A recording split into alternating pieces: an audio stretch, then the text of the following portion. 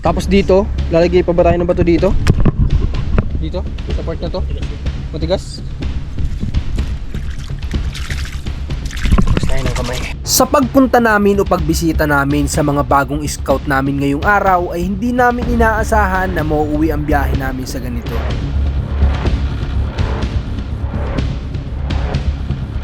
Hindi naman ito bago sa mga naging karanasan namin sa bawat mission. Kaya alam namin na malalampasan namin ang mga ganitong bagay. Hello guys, good day po sa lahat at welcome back sa inyong lahat dito sa ating channel. This is me again, Marcos TV Channel. Ngayong araw po, pupunta tayo doon sa mga bagong na-scout namin ni Rans na pwede nating matulungan ngayong araw kasi tingnan niyo po ang panahon, magandang ang panahon, napaka-init. Kaya sasamantalahin natin ito. At una nating dadaanan mga kabayan ay yung nakaraan na nakausap ko na batang umiiyak sa harap ko mismo dahil sobrang awa niya sa kapatid niya. Ngayon, hindi pa din namin alam ang kabuuan ng kwento ng buhay nila. Kaya hayaan niyo po kami na ibahagi namin sa inyo ang kanilang kwento ng buhay. Dadaanan natin yung bata doon sa kumupkup sa kanya. Sana nandoon siya ngayon para makapunta tayo sa kanila. At base sa kanya may kalayuan pero may service naman tayo, kaya mararating natin yan. At medyo marami-rami tayo ngayong kailangan puntahan. Kaya yung mga ibang vlog natin ngayong araw, bagong matutulungan, panoorin nyo kay Commander. At yung iba naman mga hindi ko nakukunan sa camera po natin, panoorin nyo naman kay Rans TV yung mga pagpunta namin sa mission. Kaya ngayon, tara na po. So andito na po tayo sa location kung saan natin susunduin yung bata. Sana available siya ngayon. At ito yung manuka na pinagtatrabahuhan niya kapalit ng kanyang pag-aaral. So tara, pasok tayo sa loob. Opo. Hi. Ano? Pwede tayo? Pwede? Nakapagpaalam ka ba? Opo. Wow. Sige. Kung pwede ka na ngayon, sasabay ka na sa amin. Ha? Sige. So mamaya malaman niyo po yung kwento ng buhay niya. At may mga nakwento siya sa aking ilan tungkol sa store ng buhay nila. Talagang umiyak nga siya nung nakaraan. Bumibili ako dito ng manok pang ulam namin. Umiyak yung bata sa akin kasi kinukwento niya yung buhay nila. So ngayon, para mas malinawan tayo at mas malaman natin, kaya pupunta tayo sa kanila. Okay, sige. Sakay ka na. Sakay na natin siya dyan sa loob. Okay, tayo naman dito tayo sa kabila.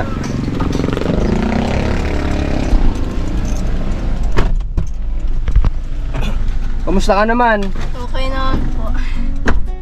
Okay ka naman. Kumusta pag-aaral mo nung itong nakaraan? Okay po. Okay din.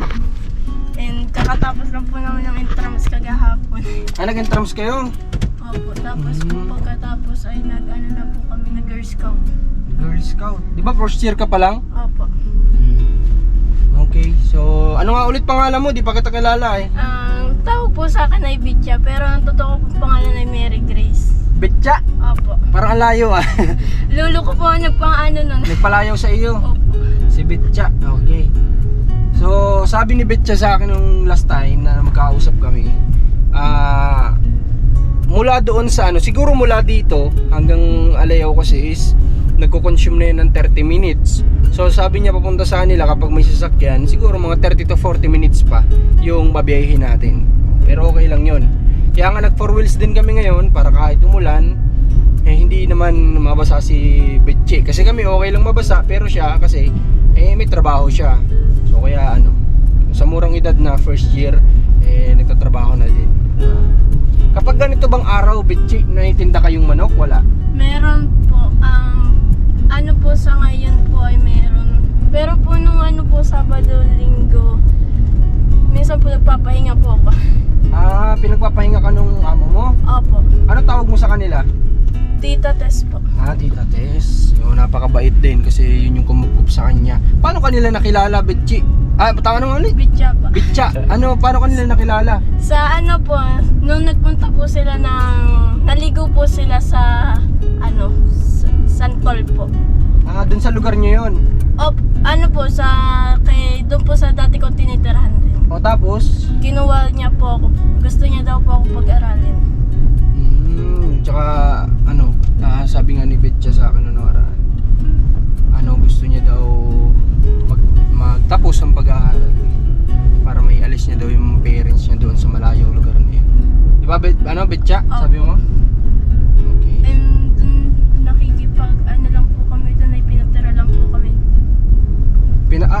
ba sariling bahay yung tinitira nyo doon? Sarili po, yung lupa po hindi. Yung bahay, kayo talaga mismo nagpagawa. Opo. Pero yung lupa, hindi sa inyo. Pinapalis na nga po sila mama doon eh. Ay, ganun. Pinaalis na pala sila? Wow naman.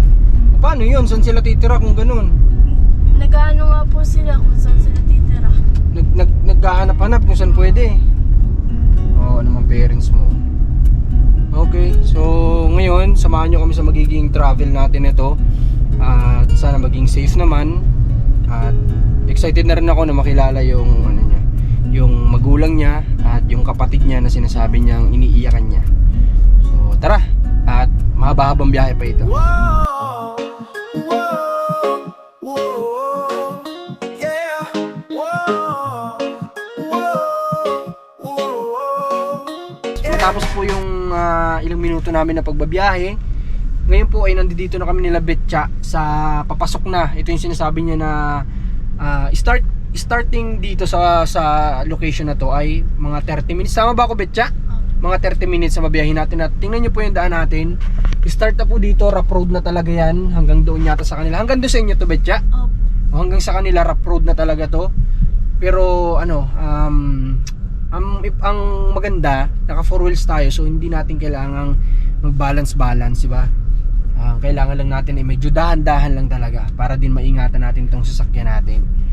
Okay. Ayan, dito na. At mag-i-start niya yata to nang wala nang masyadong bahay. Tama ba, Betcha? Wala na ba masyadong bahay dito? Doon sa inyo, Betcha, ilang tahanan ang meron doon? Ano po, minsan po isa, dalawa, isa. Magkakalapit yun? Hindi po. Magkakalayo? Opo. Okay. O ito na yung starting point natin ng ano, talagang lahat rough road na talaga to. Ayan o, kita nyo yung daan.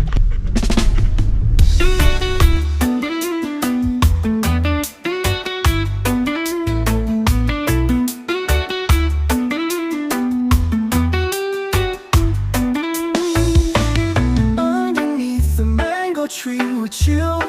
Feel the sunshine, let it just sink in. Pass the spliff and take your fill. Let the ganja vibe begin.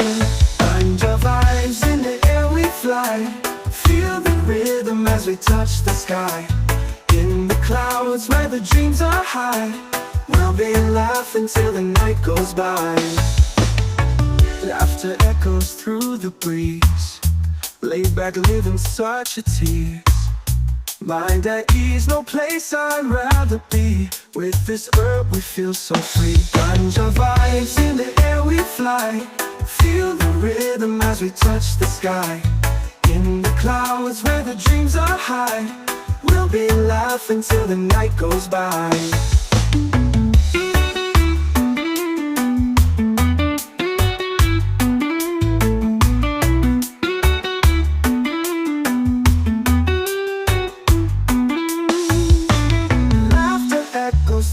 Breeze, laid back, living such a tease. Mind at ease, no place I'd rather be. With this herb we feel so free. Ganja vibes in the air we fly. Feel the rhythm as we touch the sky. May madadaanan pala kami ditong ganito na mga putik talaga. Sana kaya ng gulong natin. Ayan. Padaanin muna natin kasi may kabayo sa unahan. Daanin muna natin. Traffic. Stop over muna tayo. Okay.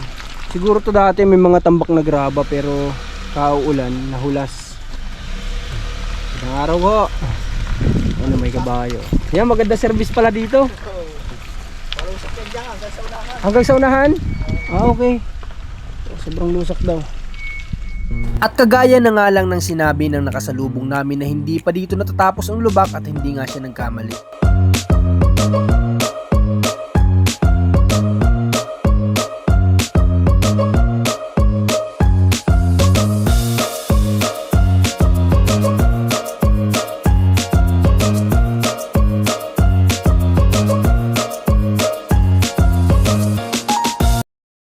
Tingnan natin kung kaya pang ano, iikot dito sa kabila kasi medyo alanganin tayo dito.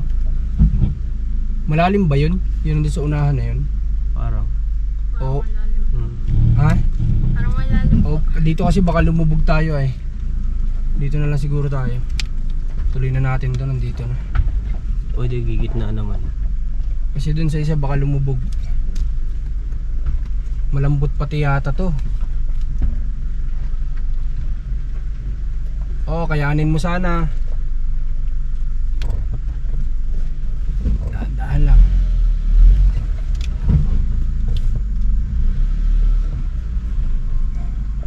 Talaga palang matindi yung kalsada po dito.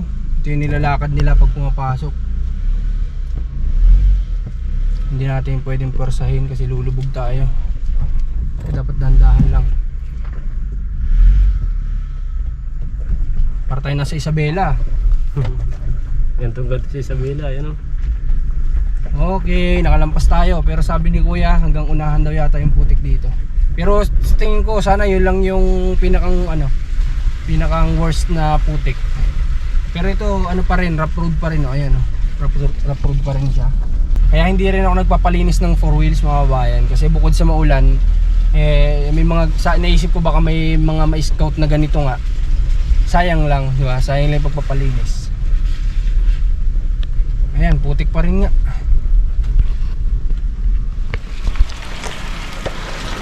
Ayan, parang hindi tayo lumubog.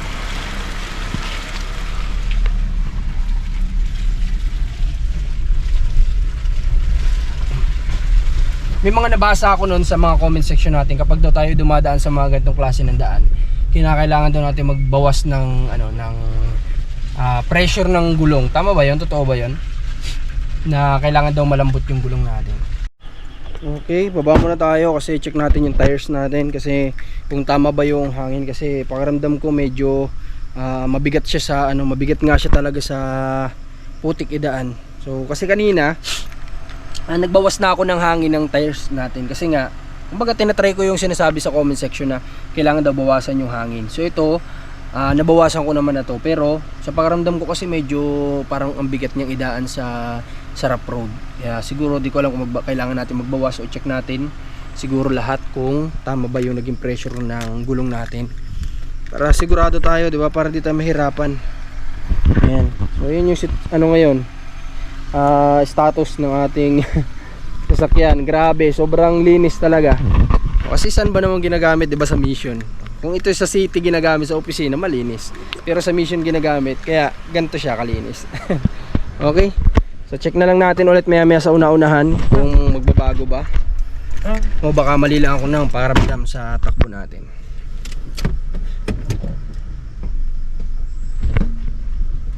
Dito tayo kasi ganun pa din yung daan. Ay grabe yung kalsada dun, papasok oh. Di bali, ang service naman yata nila pagpupunta dyan kalabaw tsaka kabayo. Kayo ba, Betcha? Wala ba kayong kabayo? Kalabaw?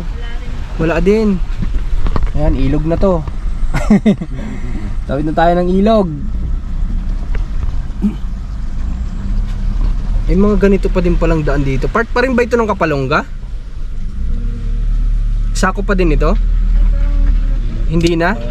Panganiba na? Okay, kasi sabi ko, naisip ko lang may ganito pa palang daan sa Kapalongga. Kasi ang pagkakaalam ko talaga sa Kapalongga, kahit na yan po ay payak lang ang pamumuhay ng mga tao dyan, bawin-bawi naman po sa kalsada kasi halos lahat sinisemento talaga nila. Kahit na yung part na halos wala nang nakatira, sementado pa din. Pero ito kala ko part pa ng Kapalongga, so hindi na pala.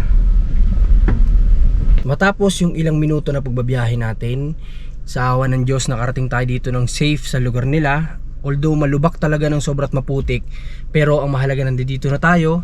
At eto na yung kanilang munting tahanan. Eto. At makikita natin na maliit lang din, gawa sa kukulamber ang kanilang dingding, hindi ako nagkakamali. Tapos ang kanilang bubong naman ay gawa sa ang tawag niya, Rans? Anahaw. Anahaw. Ayan.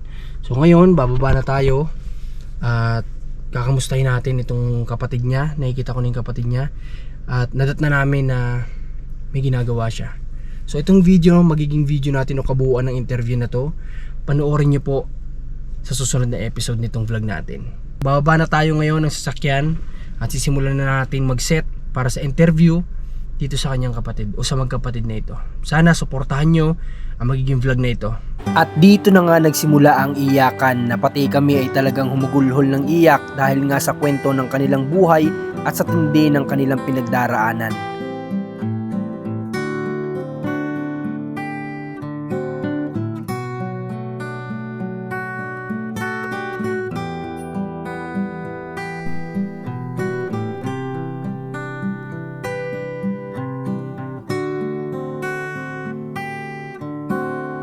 Palabas na kami, kasama na din namin si Betcha at i-drop namin siya dito sa may sentro, tapos pasakay na lang namin siya kasi opposite na yung pupuntahan namin na lugar kasi may isa pa tayong tutulungan sa channel naman ito ni Commander. Sobrang grabe talaga itong kwento na to ng buhay nila. Abangan nyo po ito, talagang di ko napigilan kanina, tulo talaga yung luha ko, di na ako nakakapagsaltahan ko si Rans, sumisingot-singot din kasi si Rans kanina eh. Talagang wala talaga, durog talaga ako kanina.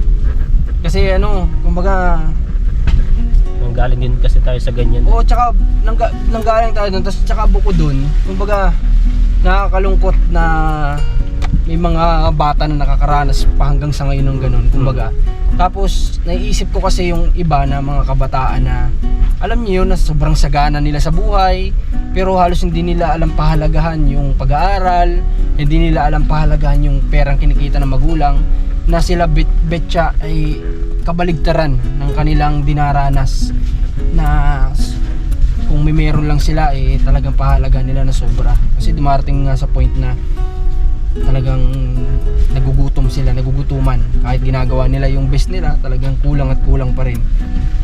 Kaya sana inaasahan ko yung vlog natin na ito, kabuuan ng story. Sana po i-share nyo para mas makatulong po tayo sa pamilya nila. At sa mga gusto mag-donate, syempre open po tayo dyan, open donation po tayo. Mag-message lang kayo kay Commander ni Marcos o Alma Vlog o sa akin, Marcos TV Channel, o pwede din kay Rans TV. Pwede kayong kumontak sa team namin para makapag-coordinate sa gusto nyong blessing na talagang promise pababagsakin talaga yung luha nyo ng kwento nito. Iba sa mga naging vlog natin sa mga nakaraan. Talagang nangangati ako, di ko alam kung bakit, namumula ba? At dito na nga nangyari ang hindi namin inaasahan na magiging sakripisyo namin para lang makalabas sa lugar na ito. So yan, medyo nabalahaw lang kami. At Ano kaya? dumudulas. Ha? Lapat dito. Saan? Sa likod? Sa ilalim. O sa likod. Paano kaya? Ito lang. Lapat doon namin. Dahan-dahan yan, Ra? I-abante mo muna. Ay, hindi kayo mo abante Tayo, Sige, atras mo. Muna. lapat na lapat ba? Yung mga Hindi bato naman na masyado lang yung ilalim nakalapat lang, pero kayang padulasin. Pero sa bakal ka tama. Oo. Yung niya, chassis. Okay lang, okay lang. Lang sa tambok ko. Bakal man, dun man sa nung gulong. Ito nagkayod.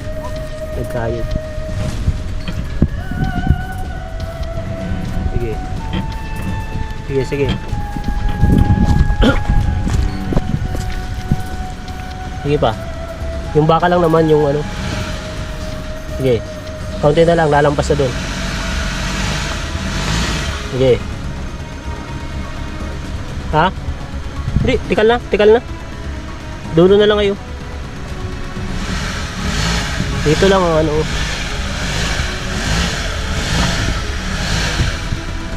Wait lang.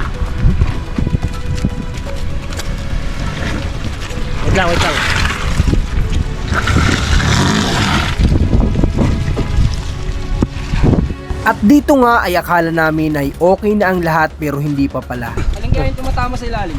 Yung chassis niya, yung bakal. Yun lang naman. Oh, yun lang. Kasi iniisip ko baka mamaya ma-damage yung ilalim natin. Kasi walang problema sa gitna. Wala nga pa sa gitna na yun, mataas na yun. Alin dyan? Yan yung Dyan siya napasuot. Sobrang medyo malambot kasi yung medyo malambot na yung lupa dito kaya umiikot na lang siya, hindi na nakakaban. Tara. Okay, wala tayong choice kundi ngayon itatambak natin tong mga bato para makagulong lang tayo dito kasi hindi na talaga makagulong. Itatry natin yung mga maliliit-liit lang na ilagay dito sa dinadaanan natin dito para magulungan kasi dito hindi kaya, umiikot lang din yung gulong natin. Dito natin susubukan na maglagay ng mga bato, yung mga medyo maliliit-liit lang siguro, yung sakto lang na magulungan natin para hindi lang siya dumudulas. Bali, ang dapat na daan ng gulong natin kasi iniisip ko baka dito naman tayo lumubog. Sa side ko naman dito. Ha? Hindi ka pwede sumagad na dito. Dapat. Ito dapat, itong way na to. Dito natin ilagay dapat yung bato, mali. Lagay natin ang bato. Dapat dito. Kasi dito dadaan yung gulong natin. Grabe. Lumala yung kalsada kanina kasi nga umulan. Oh. Okay. Tapos dito, lalagay pa ba tayo ng bato dito? Dito? Sa part na to? Matigas? Tapos tayo ng kamay. Sakyan natin, grabe, kinain na yung gulong niya ng putik. So dito tayo magta-try na dumaan. Ito to, dadaanan natin para makakakit tayo, makaalis lang tayo. Ito na lang yung natitirang mahirap dito. Tapos kailangan ko alisin yun, sumasayad kasing ilalim. Ito itong malalaking bato. Yun yung malalaking bato, igilid natin. Kasi dyan umaano yung ano, dyan lumalapat yung ilalim kanina. Dito mo na lang sa gilid. Yan lang naman mga yan. Basta alisin natin to. O masira under chassis ng sasakyan natin.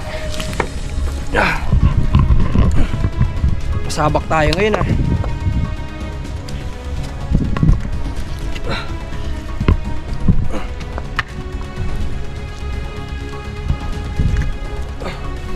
Mga pwedeng makasira ng ano natin, tanggalin natin. Ano, okay na? Subukan?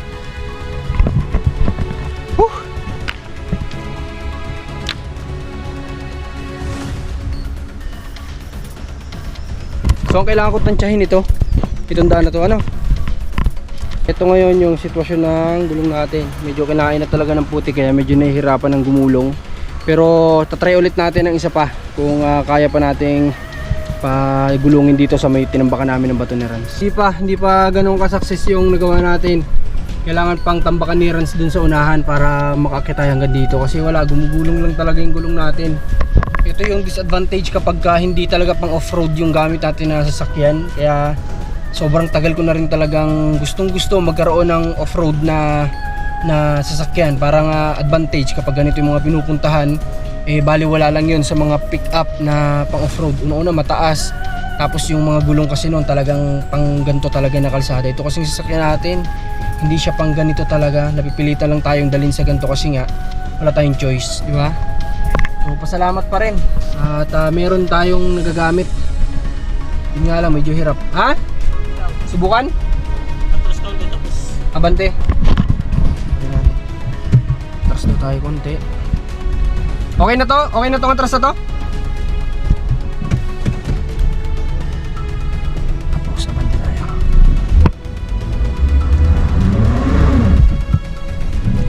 Sapat. Atras ulit.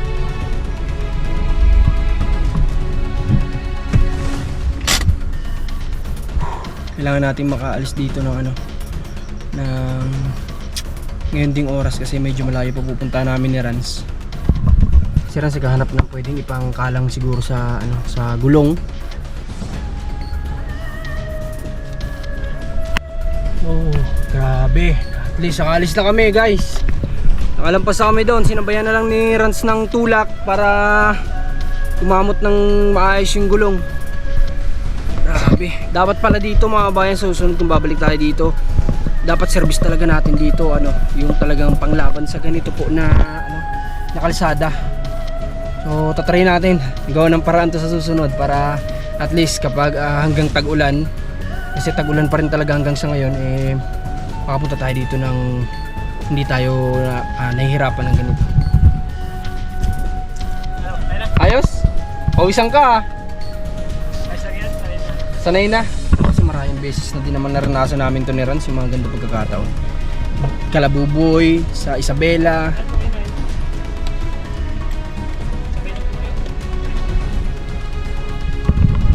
Right. Wala naman na ibang mahirap, yun na lang. At kagaya nga ng madalas na nangyayari sa amin sa bawat mission, ngayon ay nalampasan ulit namin ang pagsubok na ito. Sabay na natin din to sina Carlito. Tapos si Nanay kasi may bibilin daw sila sa sentro. May nakita namin naglalakad sila dun sa likod kanina. Dapat ay nagsabi na kayo kanina. Mapunta pala kayong sentro para sinabay na namin kayo. Para may katulong kami nagtulak. Okay, so ano, diretso na po tayo at isabay na natin sila para hindi na sila maglakad.